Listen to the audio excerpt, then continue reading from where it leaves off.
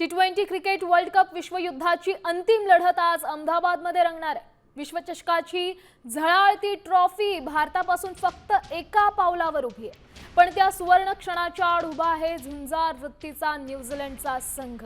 भारत आणि न्यूझीलंड यांच्यात आतापर्यंत 30 T20 सामने झालेत, त्यापैकी 16 सामने भारताने तर 11 सामने न्यूझीलंडने जिंकले।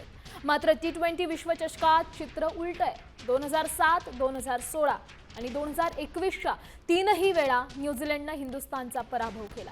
त्यामुळे हा अपमानाचा इतिहास पुसण्याची सुवर्ण संधी आता हिंदुस्थानासमोर उभी आहे।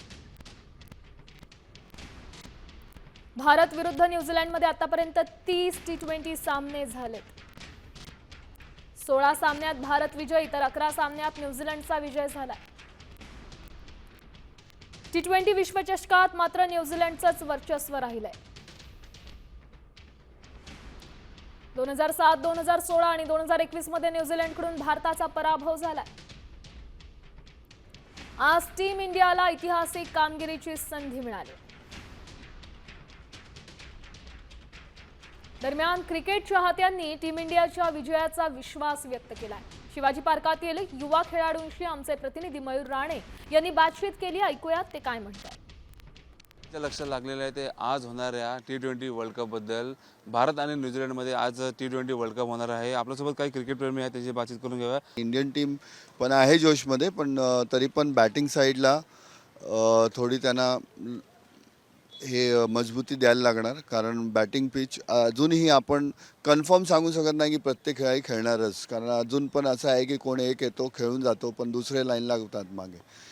मग तसं ते लक्ष द्यायला लागणार थोडा इंडियन टीमला, पण जिंकणार इंडियाच, ते एक 100% गॅरंटी आहे। सर्वप्रथम तर मी सांगेन की इंडिया जिंकणार आणि टीम सॅपटने येईल आणि या दोघांना लवकर बाद करून जसप्रीत बुमराहला पहिल्या 6 ओव्हरमध्ये 2 ओव्हर देऊन इंडियाने मॅच जिंकली पाहिजे आणि इंडिया जिंकणार एवढं 100%। बॉलरांकडे लक्ष द्यायला पाहिजे, कारण का आपली बॉलिंग साईड थोडीशी वीक वाटते।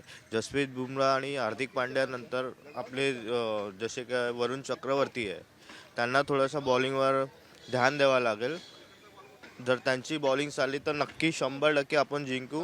आज इंडिया जीतेगा किसी भी हाल में। 2023 में जो इंडिया हारा है उसका बदला लेगा आज 100%। कॅमेरामन रोहित शेखवांसह मयूर राणे, साम टीव्ही, मुंबई।